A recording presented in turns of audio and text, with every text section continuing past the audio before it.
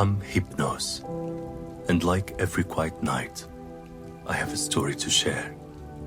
You may subscribe for the nights ahead. Close your eyes and let the story begin. The forest waits before the sun climbs over the ridges of the Tanzanian hills. Mist settles low among the trees, softening their trunks into shadows. The air is heavy with moisture, scented with earth and the faint sweetness of wild blossoms. Somewhere above, a single bird begins to sing, its call sharp and clear in the pre-dawn silence. Then another answers, and another, until the forest stares in layers of sound. Insect whirring, wings beating, branches shifting as night slowly yields to day. In the middle of this living orchestra sits a woman, her body still, a notebook balanced on her knees. She wears khaki shorts and a simple shirt, her long hair pulled back neatly. Those strands have escaped to frame her face. Her eyes are wide, focused, patient. She has been here for hours, her breathing steady, her presence quiet enough that the forest has begun to forget she is there. This is Jane Goodall. Though she is not yet the famous figure the world will come to know, she's a young woman in her 20s, without a university degree, without the tools most scientists would consider essential. She has no binoculars, no recording devices, no formal training. What she does have is patience, and what she seeks cannot be rushed. High in the canopy, movement stirs, leaves rustle, branches sway. Then comes the sound, a deep, resonant hoot, rising in a rhythmic call that echoes through the valley. Chimpanzee. Jane's heart beats faster, but her body remains perfectly still. She does not raise her notebook immediately. Instead, she listens, lets the sound wash over her, memorizing it before she writes. For her, observation is not just about recording data. It's about entering the world of the animals, letting them reveal themselves on their own terms. This moment, here in the forest of Gombe Street, is one of many that will transform not only Jane's life, but also the world's understanding of what it means to be human. For centuries, people believed that mankind was separate from the animals, set apart by intelligence, by tools, by culture. Jane will prove otherwise, but for now, she's simply a woman waiting in the shadows of the forest, guided only by curiosity and devotion. To reach this point, Jane has crossed oceans, left behind her home, and stepped into a future no one could have predicted for her. Her story is not one of privilege or academic prestige. It's a story of a girl who loved animals so fiercely that she held onto her dream, even when it seemed impossible. A story of patience, resilience, and faith in the power of quiet observation. The forest around her is alive with details, too small for the untrained eye. The glint of dew on a spider's web, the flick of a lizard's tail across bark, the whisper of ants marching in lines. Jane notices them all, her attention is not divided. Where others might glance and move on, she lingers, recording not just what she sees, but what it means, the patterns, the habits, the connections. And then, movement again. A chimpanzee emerges from the canopy, climbing down with slow, deliberate gestures. It is curious, it is cautious, alert, aware of the human figure below, but not feeling. Jane holds her breath. Days waiting, weeks of stillness have led to this fragile movement of trust, or moment of trust. The chimpanzee reaches the ground, pauses, then continues with calm dignity, as if granting her the permission she has long sought. She raises her notebook and begins to write. The pencil moves quickly, capturing details, the texture of its fur, the angle of its arms, the rhythm of its steps. Her notes are not called clinical measurement. They are alive, filled with description, with wonder.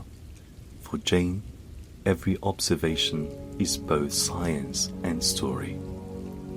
This morning in the forest is not her first, and it will not be her last. It's one of thousands, strung together like beads on a necklace, each observation forming part of a larger picture, but it captures the essence of her work. Patience rewarded, curiosity guiding, trust slowly earned. Yet, Jane's journey did not begin here in Gombe. To understand how she came to be crouched in this forest, alone with her notebook and her dreams, we must return far from the jungles of Africa, back to a modest English home where a little girl once sat in her backyard with a stuffed chimpanzee named Jubilee. Long before the jungles of Africa opened their arms to her, Jane Goodall's world was small, a modest home in Bournemouth, England, a backyard with trees and garden beds, and the boundless imagination of a child. Yet even in that small corner of the world, the seeds of her future were already being sown. Jane was born on April 3, 1934, into an England still carrying the shadows of the Great Depression. Her family was not wealthy, but her childhood was warm, filled with the gentle encouragement of her mother, Vanny, and the presence of her father, Mortimer, who would leave when Jane was still young. In that early loss, Jane leaned even more on her mother, who gave her the freedom to wander and to wander. From the very beginning, animals were her companions, while other children might have been given dolls, toy soldiers. Jane was given a stuffed chimpanzee named Jubilee. It had been a gift to mark the birth of a real chimpanzee at the London Zoo, and though some adults thought the toy might frighten a child with its long limbs and dark eyes, Jane adored it. She carried Jubilee everywhere, spoke to it, cradled it, and whispered secret into its stitched ears. Jubilee was not just a toy, it was her first chimpanzee, a silent promise of a life that awaited her. But Jane's love of animals was not confined to plush toys. She wanted to know them, to understand them. One of her earliest adventures became family legend. She vanished for hours, worrying her mother terribly. When she finally reappeared, her face glowing with excitement, She explained she had been sitting quietly in a chicken coop, waiting to see how a hen laid its eggs. Most children would have lost patience within minutes, but Jane waited, still unfocused, until the mystery revealed itself. Instead of scolding her, her mother listened with interest, recognizing that her daughter's curiosity was not mischief, but a gift.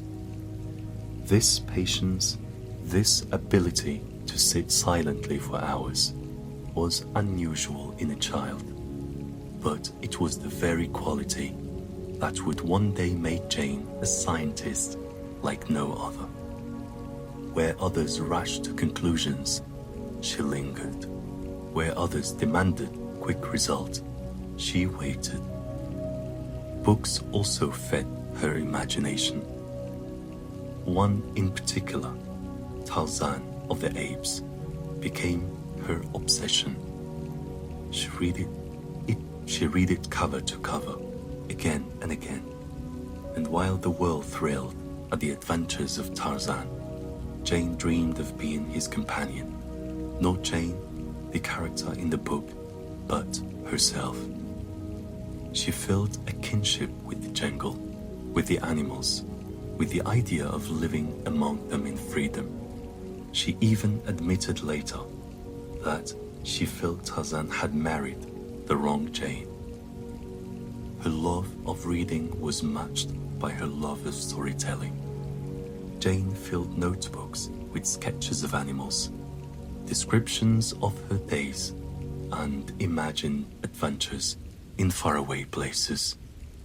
These stories were not idle fantasies. They were rehearsals, her young mind preparing itself for the life she would one day live. Life in wartime England was not easy.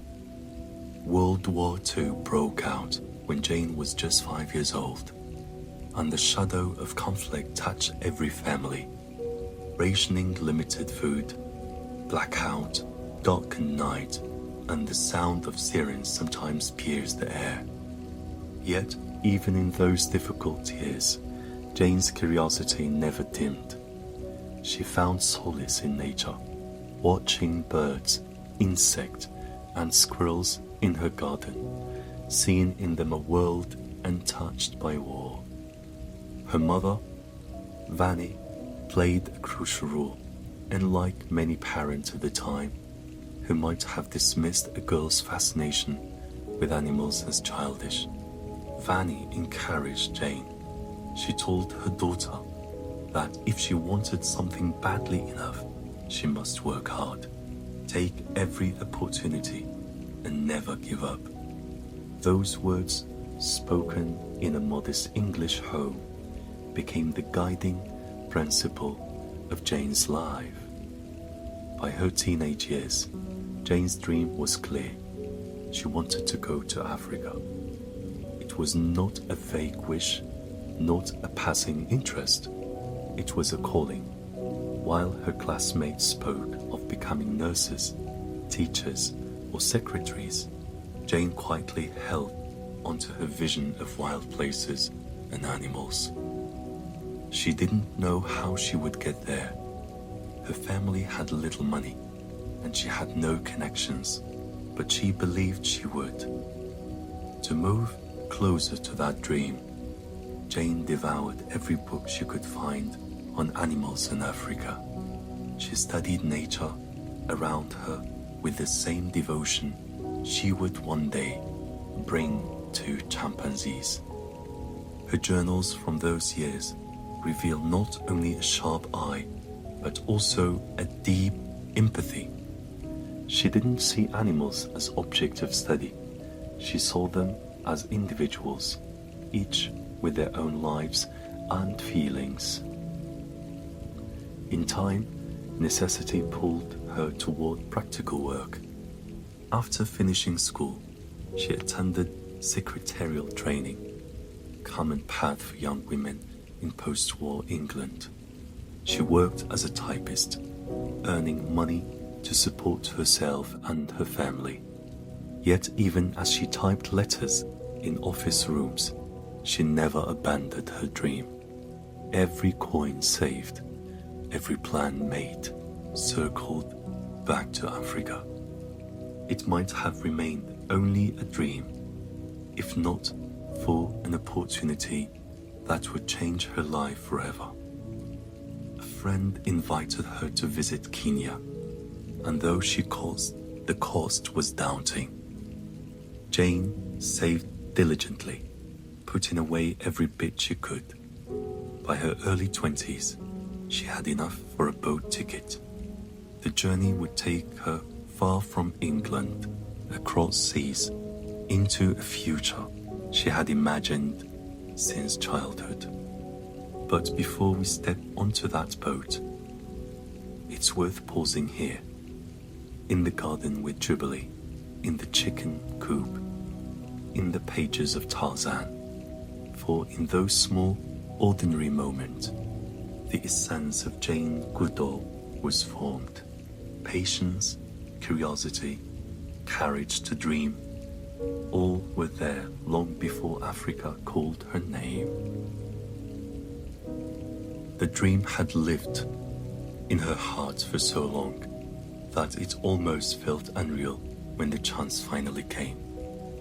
For years, Jane Goodall had saved coins from her secretarial work, every pound tacked away not for dresses or jewelry, but for one purpose only, Africa. She spoke of it so often that friends smiled at her certainty. It wasn't if she would go, but when the invitation came from a school friend who had moved to Kenya with her family. "Come visit," the letter said, "and see Africa for yourself." Most would have dismissed the idea as impossible.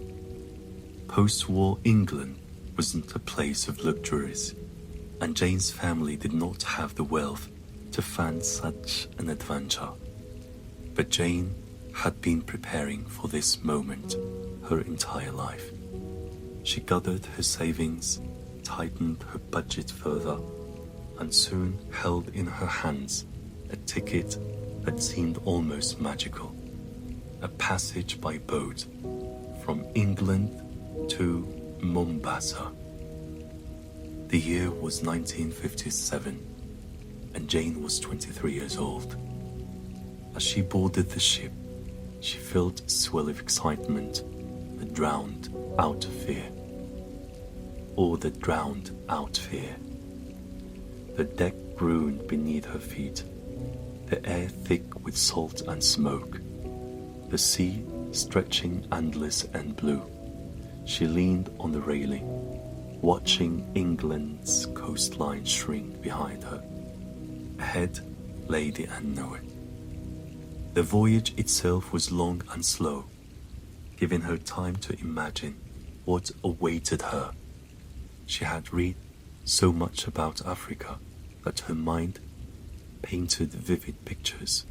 Vast plains filled with lions, elephants moving in herds, dense jungles alive with color and sound.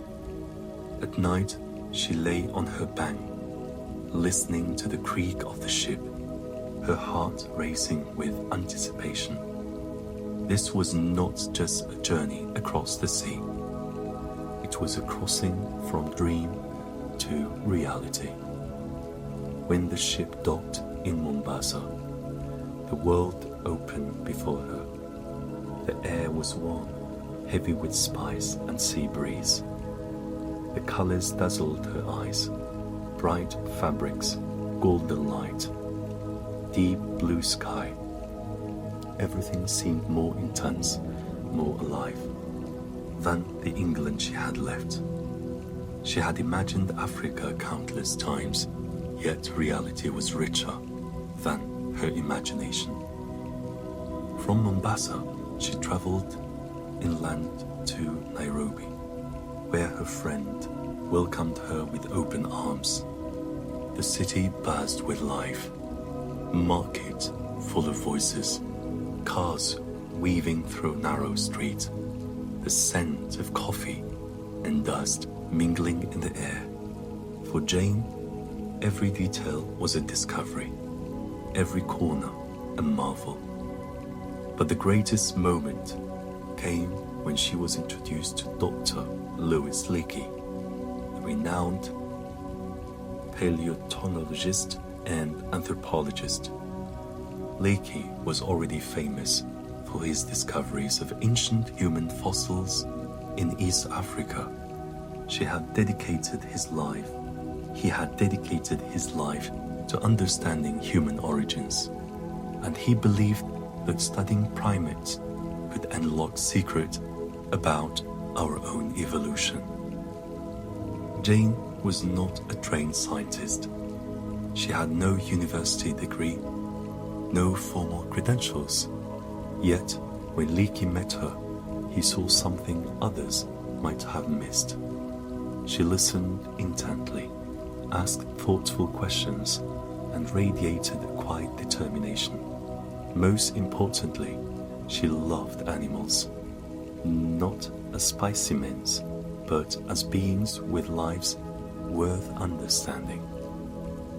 Leakey believed that sometimes passion mattered more than training. He had long dreamed of sending someone to study chimpanzees in the wild, to observe them closely, patiently, and without preconceptions. He saw in Jane the perfect candidate. Where others might have seen only an inexperienced young woman, he saw potential. The meeting marked the turning point in her life. Leakey offered Jane the chance to travel to Gombe Stream National Park in what was then Tanganyika, now Tanzania. There, on the shores of Lake Tanganyika, lived wild chimpanzees. They had never been studied so closely before. The opportunity was extraordinary, the kind that could change the world's understanding of animals and of humanity itself. For Jane, it was the answer to the dream she had carried since childhood. She accepted eagerly, though she could hardly believe her fortune. Africa had not only welcomed her, it had opened the very door she had longed to find. Still, challenges loomed.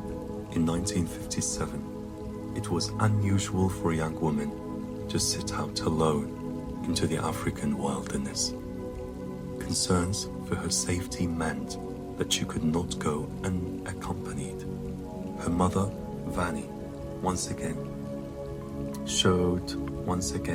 showed her steadfast support by agreeing to join her daughter on the journey. At least for the early weeks, together they prepared for the expedition that would change both their lives. The path from Bournemouth to the jungles of Gombe was not simple, but Jane's persistence carried her forward. The ship, the arrival, the introduction to Leakey, all of it was part of the unfolding story of a young woman who refused to let circumstance dictate her destiny.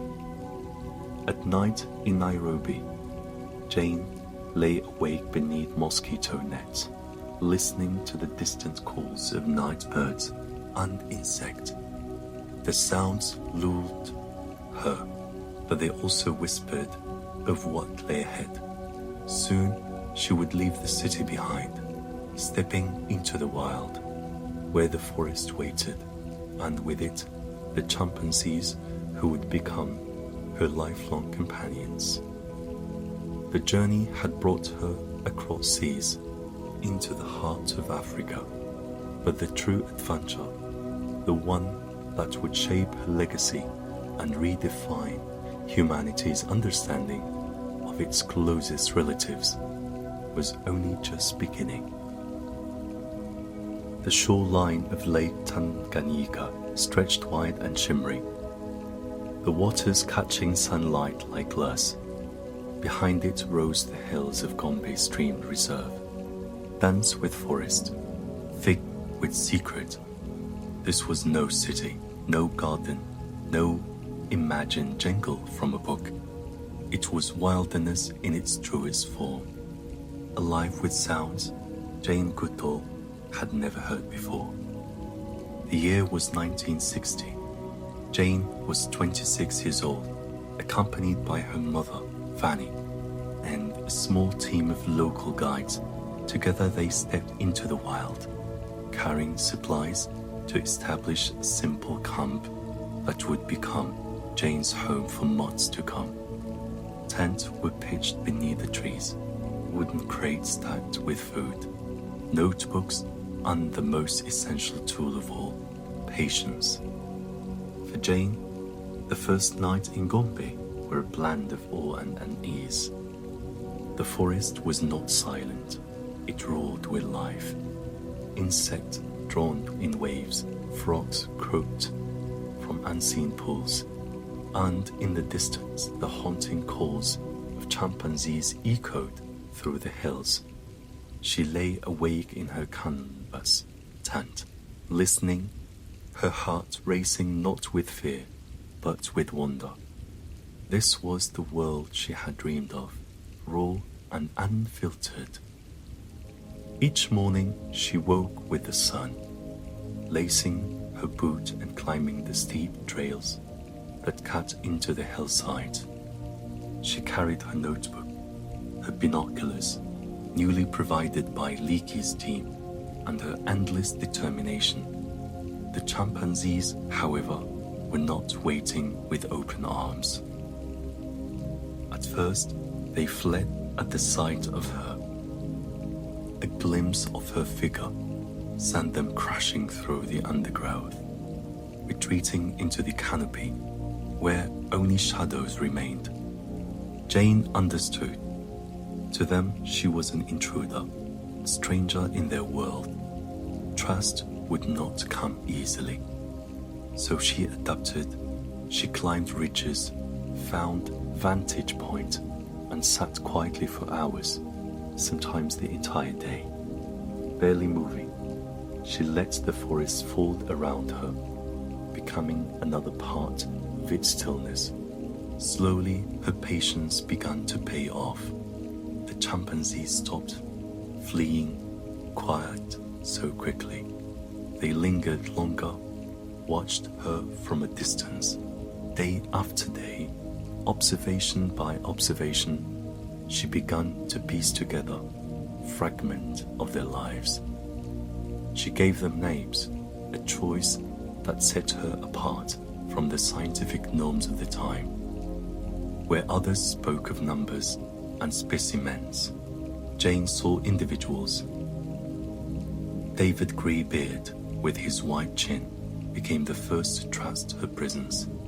Then came Flo, the gentle matriarch, and Fifi, her playful daughter.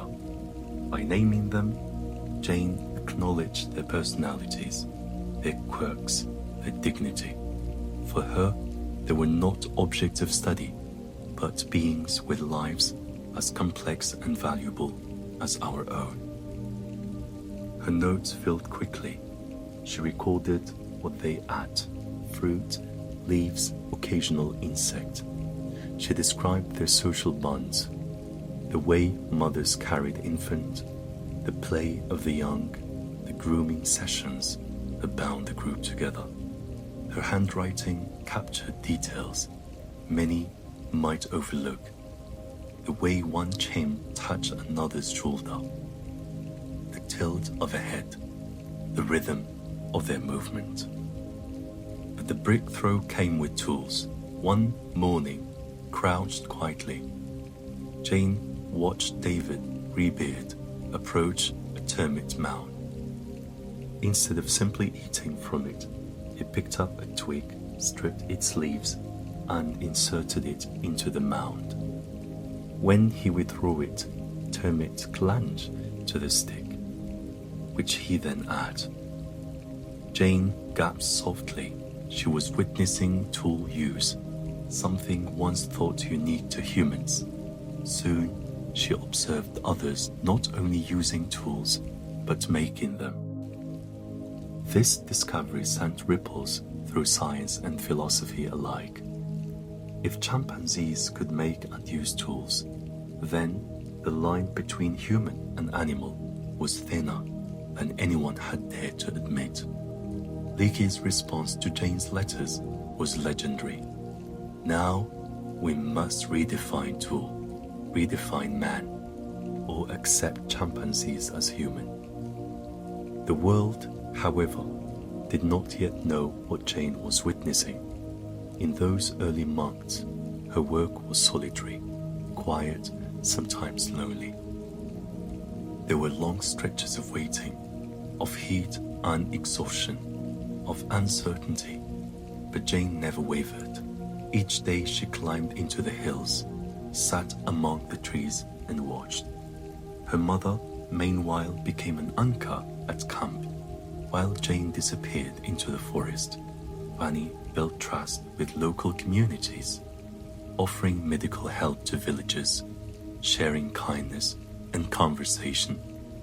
Her presence reassured authorities who had been reluctant to let a young woman live alone in the wilderness. Together, mother and daughter created not just a camp, but a bridge between cultures. As weeks turned into months, the chimpanzees began to accept Jane. They no longer fled at her approach. David Greybeard, in particular, allowed her closer than she had ever dared hope. When he calmly continued feeding in her presence, Jane felt a bond deeper than observation.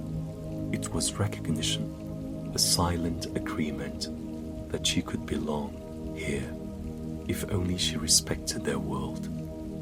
Sitting on a ridge as the sun set over Lake Tanganyika, Jane filled her notebook with words, but her heart carried something more. The sense that she wasn't simply studying animals, but entering a relationship with them. She was learning not only about chimpanzees, but about the shared threads of life that connect species across time and space. The camp at Gombe was simple, the work exhausting, the days uncertain. But for Jane Goodall, each hour in the forest was a gift, each moment of trust a triumph. She had crossed seas and left behind the safety of home, and now in this wild corner of Africa, her dream was unfolding, branch by branch, step by patient step. The days in Gombe lengthened into seasons. What began as cautious glimpses of fleeing figures in the canopy became intimate portraits of a community. Jane Goodall was no longer an intruder. She had become part of the forest rhythm. Her note, once sparse with fleeting observations, now overflowed with details, family bonds, daily routines, and most startling of all, evidence that the shoe, the foundation of human self-image.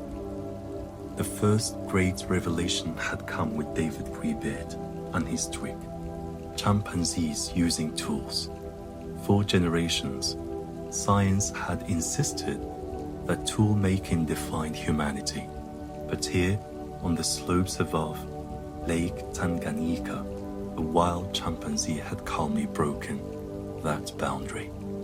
And Jane, an untrained young woman with a notebook and patience, had been the one to see it. Word of her discovery traveled swiftly. Leakey, eager to strengthen her work, ensured that news reached beyond Gombe. Some scientists greeted the finding with disbelief. Could a girl without a degree truly have witnessed something so significant? Was she anthropomorphizing, projecting human qualities onto animals? The skepticism was sharp, but Jane pressed forward. She trusted her eyes more than the doubt of distant critics. As her observations deepened, more truths emerged. She watched mothers cradle their infant with tenderness, guiding them gently through play and grooming. She noted friendships forged through hours of mutual care. One chimp patiently picking parasites from another's fur, the act both practical and deeply social. She saw mourning mothers who carried the bodies of lost infants, refusing to let go for days. But the forest also revealed a darker side. Jane recorded hunting, something few had imagined. She watched as a group of chimpanzees cooperated to hunt colobus monkeys, surrounding and trapping their prey.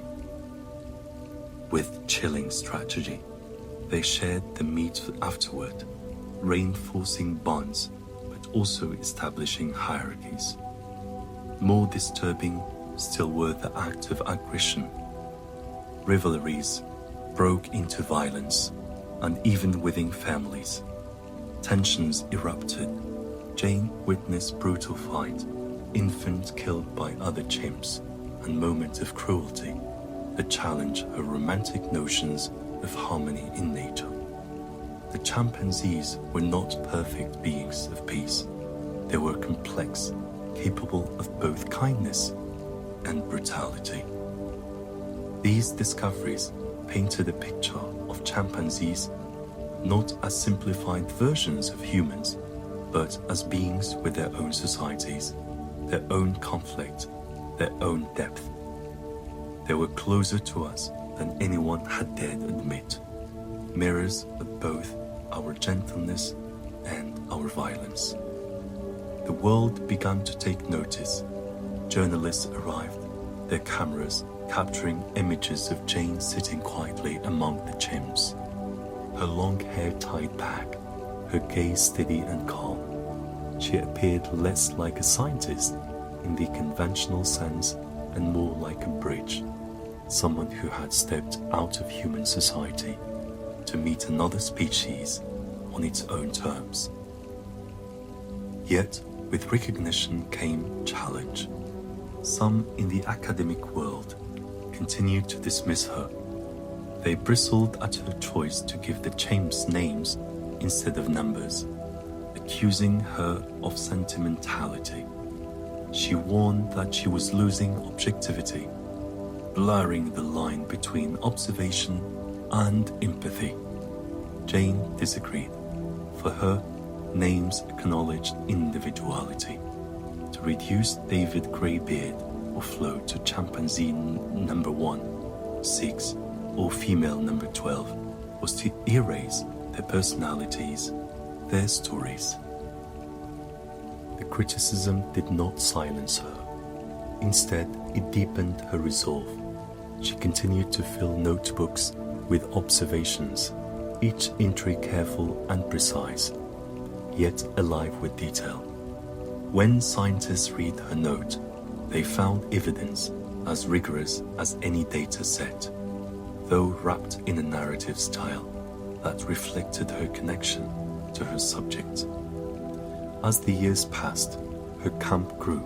Students and researchers joined her, turning Gombe into a hub of primatology.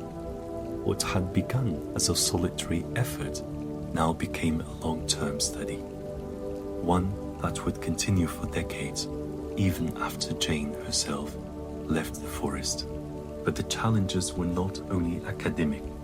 Life in Gombe was demanding. The terrain was steep, the climate harsh. Illness swept through the camp at times, and supplies were scarce. Jane endured loneliness, exhaustion, and the emotional toll of watching the chimpanzees she loved suffer from disease or injury. She celebrated birds, but also mourned deaths, her heart often breaking as she recorded each event with honesty. Despite the hardships, the discoveries kept coming. She saw the chimpanzees communicated with a rich vocabulary of gestures and sounds. She noted their intelligence, their ability to solve problems, their awareness of themselves and others. She began to sense that the gap between humans and animals was not a chasm, but a continuum. This realization had profound implications. If chimpanzees shared so much with us, tools, emotions, social bonds, even warfare, then humanity could no longer claim absolute separation. The story of who we are had to be rewritten again. And at the center of this rewriting was Jane Goodall, once a little girl with a toy chimpanzee, now a pioneer whose quiet patience was changing the world's understanding of life itself. By the mid-1960s, the quiet camp at Gombe had become the center of a revolution in science. Jane Goodall's findings, tool use, hunting, emotional depth, were reshaping how the world thought of chimpanzees, and by extension, of humanity itself. What had begun as one young woman with a notebook was now an international story. News outlets sent journalists and photographers. Articles appeared in National Geographic, illustrated with images of Jane sitting among chimpanzees, her posture calm, her gaze steady. To the public, she seemed like a figure from another world, a woman who had stepped into the jungle and befriended its creatures. For many, she was not only a scientist, but a symbol of harmony between humans and nature. Recognition brought opportunity. Universities that once doubted her began to take notice. Jane was invited to lecture, to present her findings, to explain to audiences how close our kinship with chimpanzees truly was.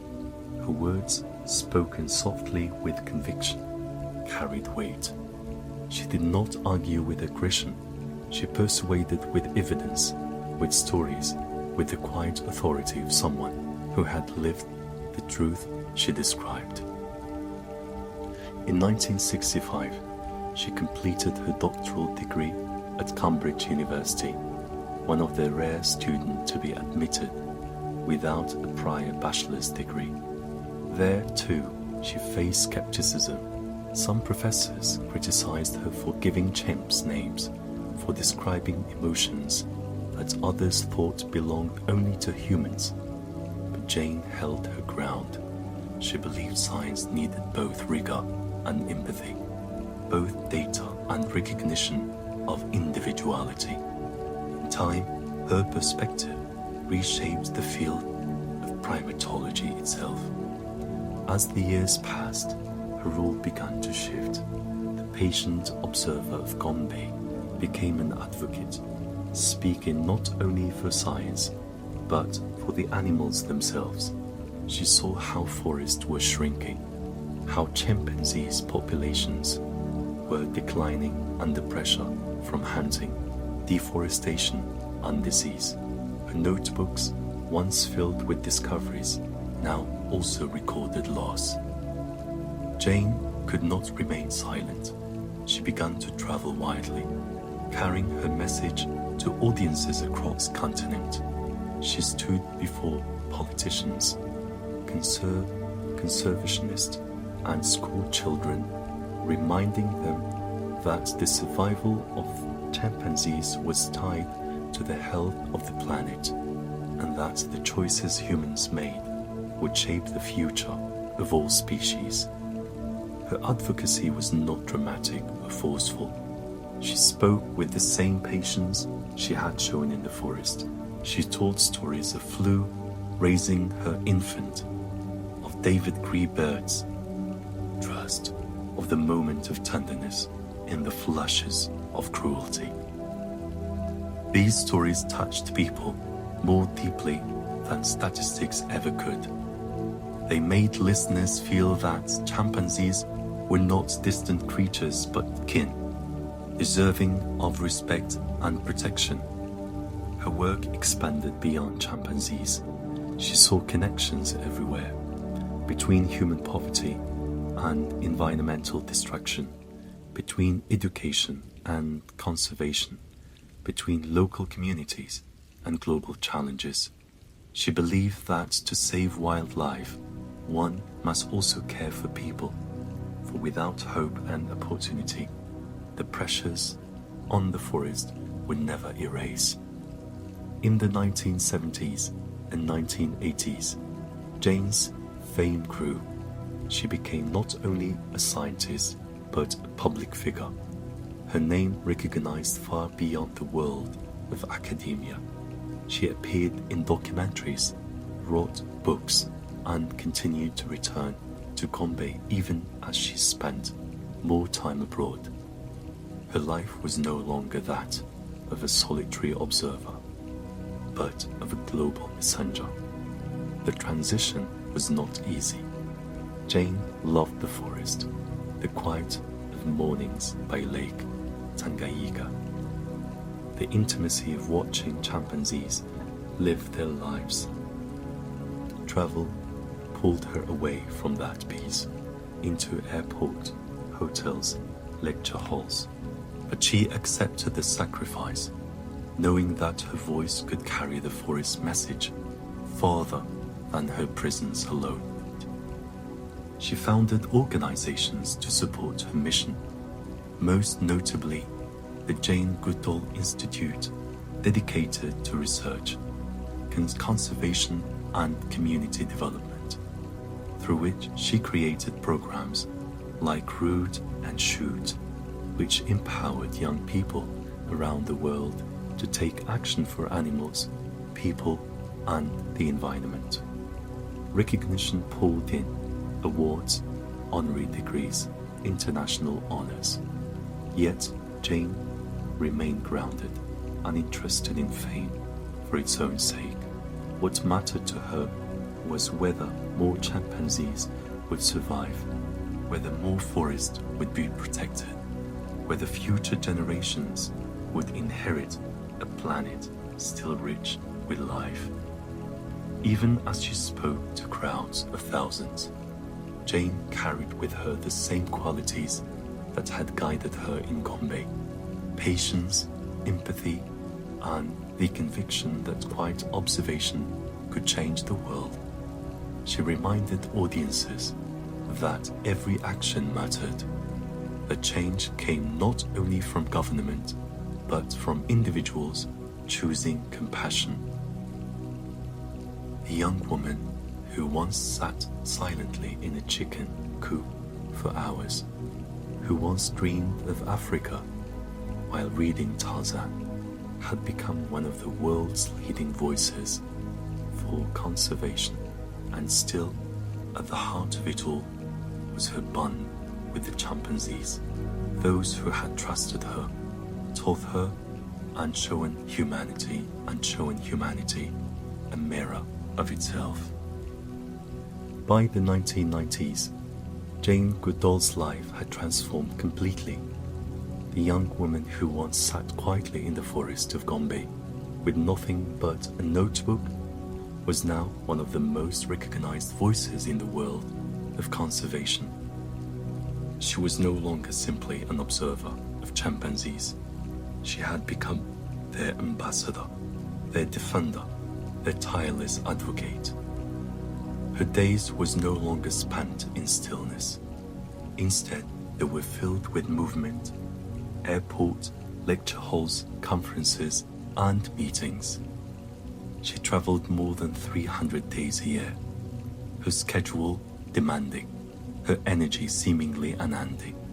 Some wondered how a woman so gentle, so soft-spoken, could maintain such a relentless pace. But Jane's mission gave her strength. Wherever she went, she carried the same message: that the fate of chimpanzees, the forest, of all living beings was bound together. She spoke to scientists, yes, but also to school children, villagers, business leaders, and world leaders. Her words were never scolding. She did not shout. or accuse. Instead, she told stories, the story of Flo and her children, of David Greybeard and his quiet trust, of the forest shrinking year by year. She invited listeners into her memories, helping them feel the bond she felt. Her message grew broader with time. At first she spoke only for chimpanzees, but as she traveled, she saw more clearly how conservation could not exist in isolation. She met communities struggling with poverty, families who cut down forests, not out of greed, but to survive. She realized that protecting chimpanzees meant also helping people, offering education, healthcare, and sustainable livelihoods. This belief became the foundation of the Jane Goodall Institute, which she founded in 1977. The Institute supported research at Gombe, but it also created community-centered programs across Africa, working with local people to find solutions that benefited both humans and wildlife. For Jane, the two were inseparable.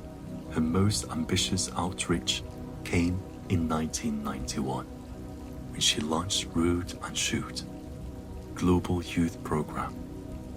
The idea was simple, yet powerful, to inspire young people to take action for animals, the environment, and their communities. From a small group of students in Tanzania, the program spread rapidly, reaching schools in dozens of countries.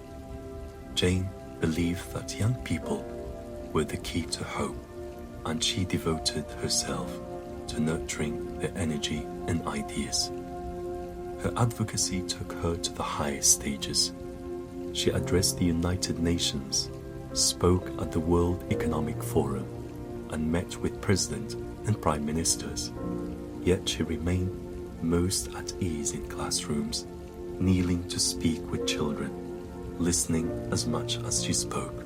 She believed every voice mattered, no matter how small. Jane's global influence grew alongside her symbolic presence. With her long silver hair tied back, her posture graceful, yet unassuming, she became instantly recognizable.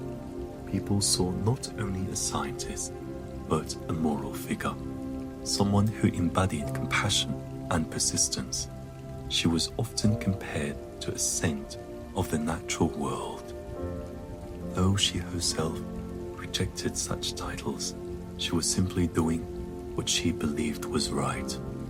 Her later work also expanded into addressing climate change, deforestation, and the global biodiversity crisis. She warned that humanity's choices, burning forests, exploiting animals, consuming without restraint, were leading to disaster. Yet she always balanced her warnings with hope. She reminded audiences that nature is resilient, that even small actions can spark recovery, that hope is a force as powerful as despair. Despite her constant travel, Jane never abandoned Gombe. She returned whenever she could, walking the familiar trails, watching the descendant of the chimpanzees she had first known. She felt the loss of those who had died, yet she found comfort in the continuity of the community. Each visit reminded her why she had begun and why she continued. By the turn of the millennium, Jane Goodall had become more than a scientist. She was a global voice for the Earth itself. Her mission reached beyond chimpanzees to encompass the interconnected web of life, forest, animals, people, and the fragile planet they all shared. And through it all, she remained the same Jane, who once waited silently in a chicken coop, who once dreamed of jungles while reading Tarzan. Her patience Her curiosity, her belief in small actions carried her through decades of work. She was proof that one person, guided by compassion and persistence, could inspire millions. This was Hypnose. Story has been told, and now it's time to rest. Good night.